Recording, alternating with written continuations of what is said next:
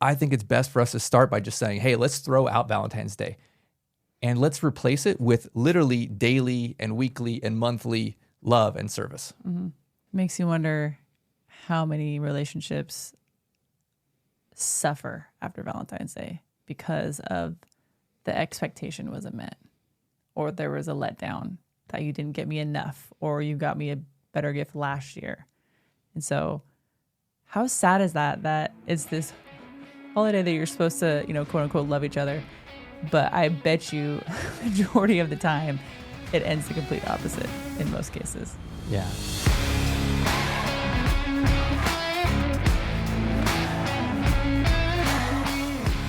Welcome back to The Donkey and the Bee, where men are jackasses and women are biatches, where we work together to build an extraordinary life. Tune in to up your game in your marriage, entrepreneurship, and finances.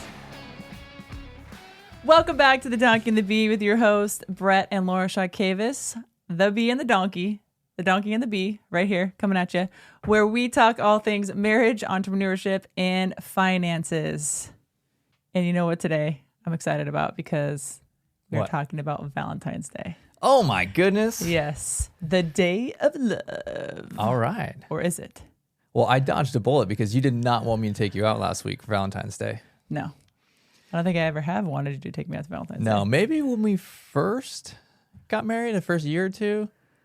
I don't know. But ultimately, we have not celebrated Valentine's Day kind of our entire marriage. And what we're about to be at, are we 18 years? Uh-huh. Almost 18 years. Mm-hmm. So I thought that we can share about this because I think this whole holiday is a bunch of crap. And I really, really appreciate that you do not force me to go on a specific day, a random arbitrary day of the year, take you out and buy you flowers.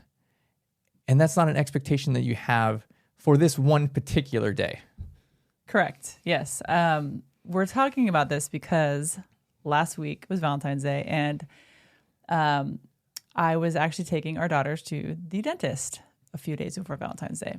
And I'm in the waiting room, and the girls are getting their teeth cleaned, and there's like 4 dental hygienists talking in the front, and I don't know if they know that I was there, but they were talking about Valentine's Day coming up, and they were all saying, oh, my boyfriend better get me a bouquet of flowers, or my man better take me out. He didn't do enough last year. And they were just talking about these expectations that they had for their significant others. And I was sitting there listening and thinking, like, that's ridiculous. Why would you want to pretty much force your significant other to purchase something for you to make you feel better, to make you feel like you're included in this love holiday? But it's not out of the own goodness of their own heart. It's because they feel pressured to do so. So I just thought it was so interesting, and I actually came home and we talked about it because I was a little annoyed by it because, again, we don't celebrate Valentine's Day, but I wanted to have Brett's opinion on it, like what he thought about it. And so we had a full-on discussion, and this is why we're talking about it today. Man, I've always wanted flowers.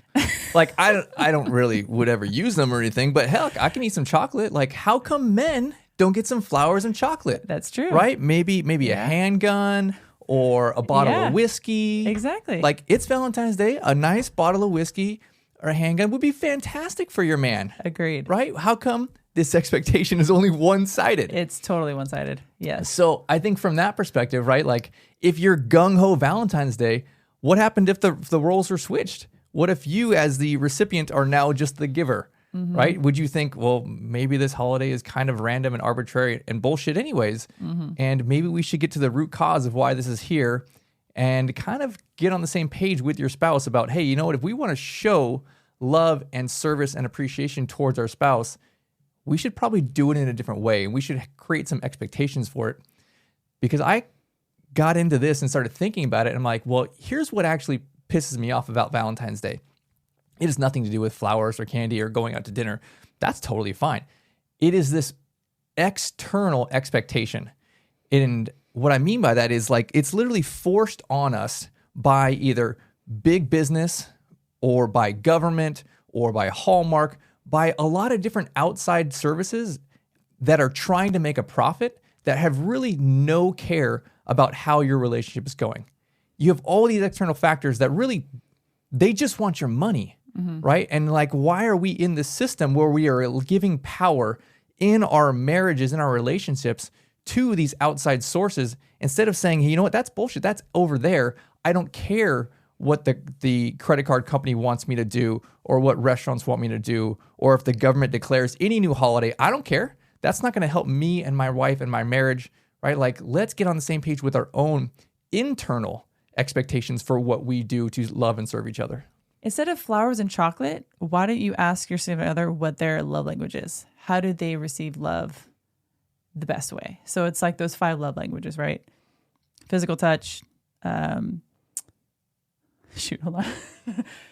Physical touch, gifts, words of affirmation, quality time, and do you know it? No. Darn it! I thought you were going to come through. Oh, man. I had no idea. I'm like, man, she's going to name all 5? Dang. I don't know what they are. I can think of like 2. Physical touch. Well, because what are yours? Physical touch and sex. Okay, that's physical touch. Physical touch, words of affirmation, gifts, quality time, acts of service. That was it. Okay. Whew. All right, we got it. We got 5. We got 5. So I think learning what your significant other, what their love language is, I think that's vital. That's important. That's how you can spend Valentine's Day, right? If their love language is gifts and they love flowers, then hey, there you go. That works. Yeah, of course. But what if it's not?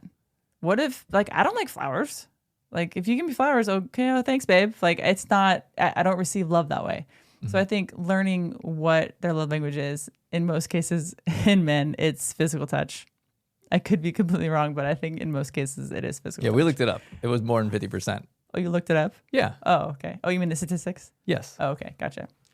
So, ladies, if you want to really impress him on Valentine's Day, take him to the bedroom. You know, that's really what he wants. But I think the whole point of this conversation is Valentine's Day is once a year, right? Your birthday's once a year, Mother's Day or Father's Day is once a year, Christmas is once a year, whatever else you celebrate.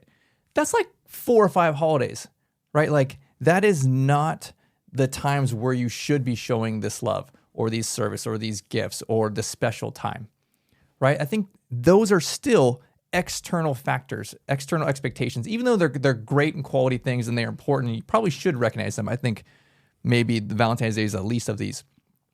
But nonetheless, like, what is the pattern or the rhythm of your relationship? And if we're classifying things into kind of 2 boxes, outside, external expectations, stuff that's forced on you by society or culture, and then you have your own that you literally create through conversation, through habit with your spouse of here are our internal not meaning inside of myself, but inside of our relationship, of our marriage, of our family. Here are these expectations that we have for each other. And how are we creating a pattern in life where I can regularly, daily, weekly, all sorts of different patterns to show you love and respect and quality time and gifts and all these different other things? Well, I think that's just the thing. I think a lot of relationships don't have that conversation. I think that they're maybe afraid to have that conversation or awkward about having that conversation. I mean, we've talked about it many times before on the show that sex and money are the 2 topics that most people don't want to talk about. And I think those 2 topics are vital for any marriage to thrive. And so I think you're sitting down with your spouse and you're like, what is your love language, or how can I serve you, is probably a question that most couples have never asked. Mm-hmm. So I guess the challenge back at our listeners is, hey, if you're married or you're dating somebody, why don't you go, when you see them next, ask them, how can I serve you, or how can I love you better? Like, literally, they will be floored if you ask them that. And I think you know what their response is going to be? They're going to want to ask you that same question. They're going to want to serve you back. Mm-hmm.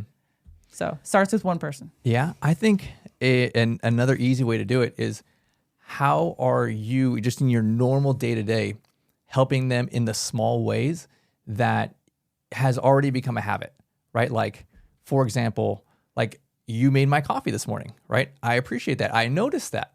Or taking out the trash. So many little things, especially from the perspective of a mom. If we're coming at this conversation saying, hey, let's throw out Valentine's Day because it's a bunch of, crap, the mom's going to be like, or the wife's going to be like, well, right, like, what about all this stuff? I need my appreciation. And because I think more times than not, the wife carries a lot more of the load with family and work and everything, right? So if you're coming at it from that perspective of the man, what are those little things that your wife would appreciate? Helping with the kids' lunches, taking them to school, making the bed, cleaning up the hair out of your sink after you shower. Like, what's the crap that bugs her that you do, or the pain points that she has in her life? That just the little things, right? And this is kind of where I talk about a pattern, because you can have patterns daily, right? Like every morning you can make my coffee, or every morning I can help with the kids' lunches. And then there's weekly, right? You could have patterns of, hey, let me do this for you, right? Like you go out with your girlfriends,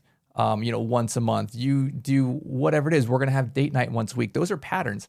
And I think you can and should have this conversation like you were talking about, which is maybe a little deeper, but you can also just recognize here is the patterns that are currently going through life. And I can realize that she appreciates these things or he appreciates them. And a lot of times they're small deals, but when you can acknowledge them and just kind of routinely put them into your life, you can start building these different things that are love and respect and service into these things. Because ultimately, man, a marriage is a lot of times just a little small act of service repeated back and forth like ping pong over and over again until it builds like this solidity between you that it's like you can't break this thing. Mm-hmm.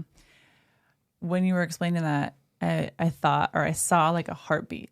It's like the heartbeat of the relationship. And so I feel like if you don't do those things, it can slow the heartbeat of the relationship. And then it gets dull. And then you get jaded and burnt out on your relationship. And then you don't talk about things. And so I think it's just kind of a slow, I hate to say death, really, in a relationship. And so I think keeping that heartbeat flourishing is doing these little things. It all adds up. These small little tasks, these small little things that you do for your significant other, it's the heartbeat of your relationship. So think of it like that. Yeah.